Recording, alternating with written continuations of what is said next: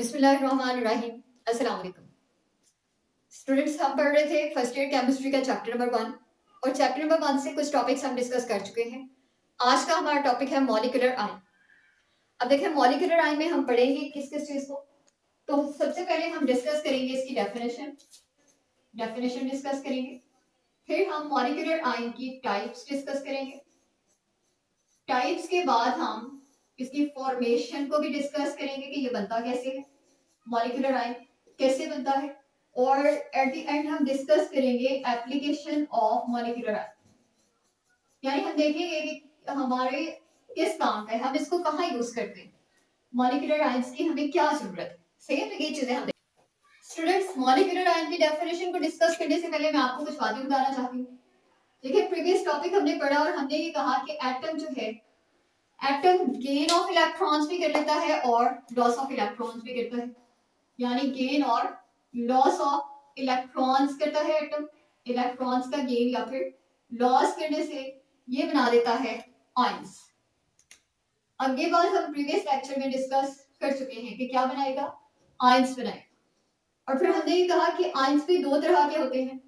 When an atom loses one or more electrons, it form cations. जब कोई atom एक या एक से ज्यादा इलेक्ट्रॉन्स लूज करता है तो वो कैटायन बनाता है। जबकि when an atom gains one or more than one electrons, it form anions. और अगर कोई एटम एक या एक से ज्यादा इलेक्ट्रॉन्स को गेन कर ले तो वो एनायंस बनाता है।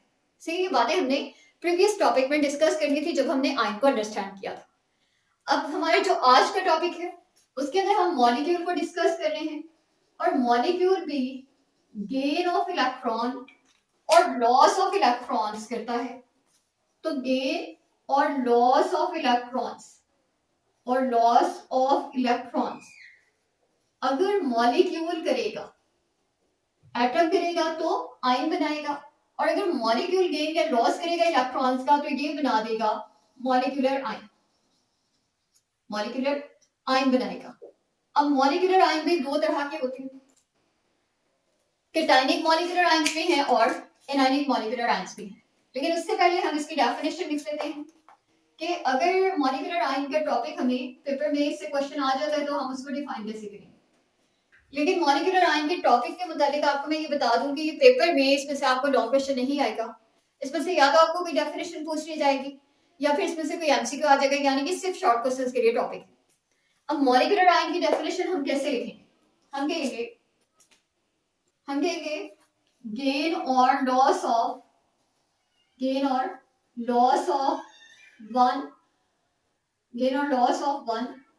और more than one electrons, one और मोर देन वन इलेक्ट्रॉन्स। एक इलेक्ट्रॉन का या तो गेन हो जाए, गेन कर लिया जाए, या फिर एक से ज्यादा इलेक्ट्रॉन्स को गेन किया जाए। गेन और लॉस ऑफ वन और more than one electron by a molecule of a compound, by a molecule of a compound forms molecular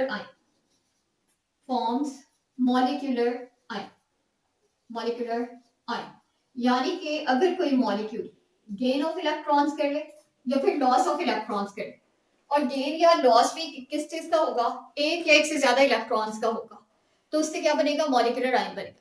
अब इस बात को समझाने के लिए मैं आपको दो एग्जांपल्स दे रही हूँ।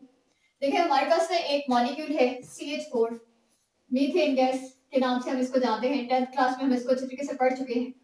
अगर ये methane gas laws of one electron कर दे, अपने अंदर से एक इलेक्ट्रॉन को लूज कर दे, लॉस ऑफ वन इलेक्ट्रॉन करे अगर ये, फिर ये बना देगा CH4+1 और साथ में एक इलेक्ट्रॉन रिलीज होगा।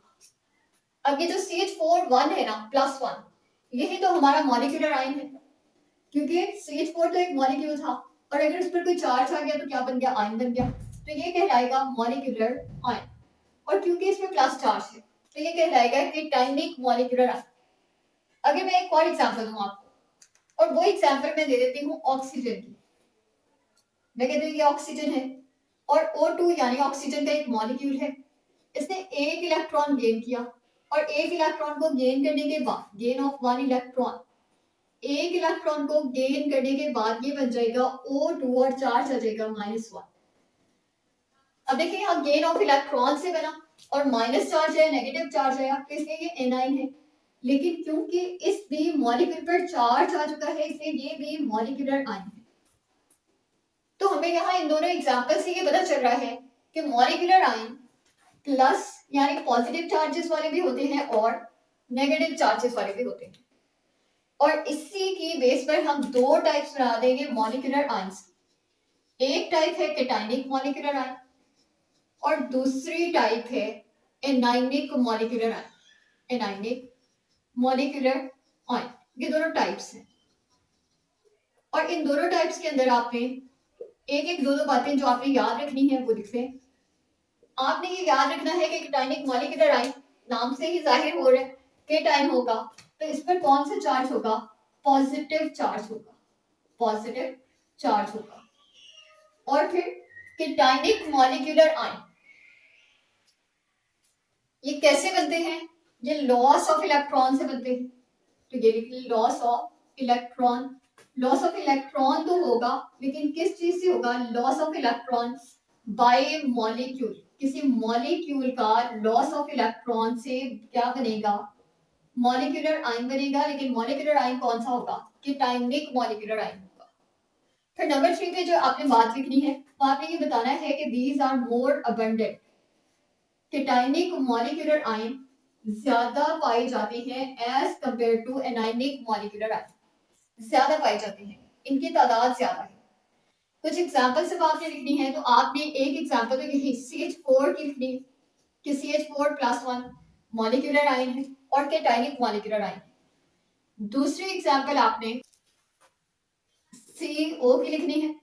CO कार्बन मोनोऑक्साइड एक मॉलिक्यूल है और अगर इस पे लॉस ऑफ इलेक्ट्रॉन हो जाए तो प्लस चार्ज आ जाएगा, कैटायनिक मॉलिक्यूलर आयन बन जाए। एक और एग्जांपल आप लिख लें N2+1 कैटायनिक मॉलिक्यूलर आयन है और ये तीनों एग्जांपल्स हैं कैटायनिक मॉलिक्यूलर आयन। फिर हम एनायनिक मॉलिक्यूलर आयन के बारे में लिखना चाहते हैं तो हम क्या लिखेंगे? जाहिर है इसका ऑपोजिट लिखेंगे कि एनायनिक मॉलिक्यूलर आयंस पे चार्ज कौन सा होता है? नेगेटिव चार्ज होता है। नेगेटिव चार्ज होते हैं, नेगेटिवली चार्ज होते हैं। नंबर 2 पे हम कहेंगे कि ये बनते हैं गेन ऑफ इलेक्ट्रॉन से। गेन ऑफ इलेक्ट्रॉन होगा यहाँ और इलेक्ट्रॉन का गेन कौन करेगा? By a molecule. Molecule gain करेगा इलेक्ट्रॉन्स को, तब एनायनिक मॉलिक्यूलर आयन बनेगा। नंबर 3 पे हम कहेंगे दीज आर लेस अबंडेंट। ये कम पाई जाती हैं, इनकी तादाद कम है। और देखें एनायनिक मॉलिक्यूलर आयंस की तादाद के कम होने की वजह या फिर कैटायनिक मॉलिक्यूलर आयंस के ज्यादा होने की वजह क्या है? तो कैटायनिक मॉलिक्यूलर आयंस की फॉर्मेशन काफी आसान है। Loss of electron from an atom और loss of electron from a molecule is very easy as compared to accommodation of electron by a molecule or accommodation of an electron by an atom। यानी loss of electrons आसान है जबकि gain of electron मुश्किल है। ये first reason है cationic molecular ion के ज्यादा होने की। सेकेंड रीजन ये है कि कैटायनिक मॉलिक्यूलर आयन स्टेबल होते हैं as compare to anionic molecular ion. अगर दोनों की स्टेबिलिटी को कंपेयर किया जाए तो कैटायंस की स्टेबिलिटी, कैटायनिक मॉलिक्यूलर आयन की स्टेबिलिटी ज्यादा होती है as compare to anionic molecular ion. फिर इसकी कुछ एग्जांपल्स जब हम लिखेंगे तो इसकी एग्जांपल्स में हम दो एग्जांपल्स लिख देते हैं। एक एग्जांपल मैं लिखूंगी यही जो मैंने ऑक्सीजन की O2-1 लिखी और ये तब था जब एक इलेक्ट्रॉन का गेन हुआ और ऑक्सीजन हमें पता है दो इलेक्ट्रॉन्स को भी गेन कर सकता है, तो ये इसकी सेकंड एग्जांपल है। ये दोनों आपने एग्जांपल लिखनी है एनायनिक मॉलिक्यूलर आयंस। फिर हमने ये कहा था कि डेफिनेशन और टाइप्स के बाद हम डिस्कस करेंगे फॉर्मेशन। तो हमारी जो थर्ड हेडिंग है इस टॉपिक की वो है formation of molecular ion. Formation of molecular ion. अब फॉर्मेशन को समझने के लिए मैं आपको एक डायग्राम बनाकर समझा देती हूँ इस बात को, और इस डायग्राम को आप यहाँ देखें। अगर मेरे पास ये H2 है, H2 एक गैस है, आपको पता है हाइड्रोजन गैस, और हाइड्रोजन गैस का ये एक मॉलिक्यूल मैंने ड्रॉ किया है। इस हाइड्रोजन गैस के ऊपर अगर मैं इलेक्ट्रॉन्स की बीम फॉल करवा दूं, इलेक्ट्रॉन्स की अगर मैं यहाँ पर बीम्स फॉल करवा दूं, तो हाई एनर्जी इलेक्ट्रॉन्स की बीम्स दो शक्ल में हो सकती हैं। या तो ये अल्फा पार्टिकल्स की शक्ल में होंगी, अल्फा पार्टिकल्स भी हो सकते हैं, या फिर ये एक्स रेज की शक्ल में भी फॉल करवाई जा सकती है। तो ये क्या करेंगी? ये यहाँ से मॉलिक्यूल के अंदर से इलेक्ट्रॉन को रिमूव करवा देंगे। और मॉलिक्यूल के अंदर से इलेक्ट्रॉन के रिमूवल से हमें पता है कि मॉलिक्यूलर आयन बनेगा और केटाइनिक मॉलिक्यूलर आयन बन जाएगा। यानी ये जो गैस का मॉलिक्यूल था ये क्या बन जाएगा, ये मॉलिक्यूलर आयन बन जाएगा और केटाइनिक मॉलिक्यूलर आयन बनेगा। तो हम फॉर्मेशन में क्या लिखेंगे, molecular ion can be generated, ion can be generated, इनको जनरेट किया जा सकता है बाय पासिंग थ्रू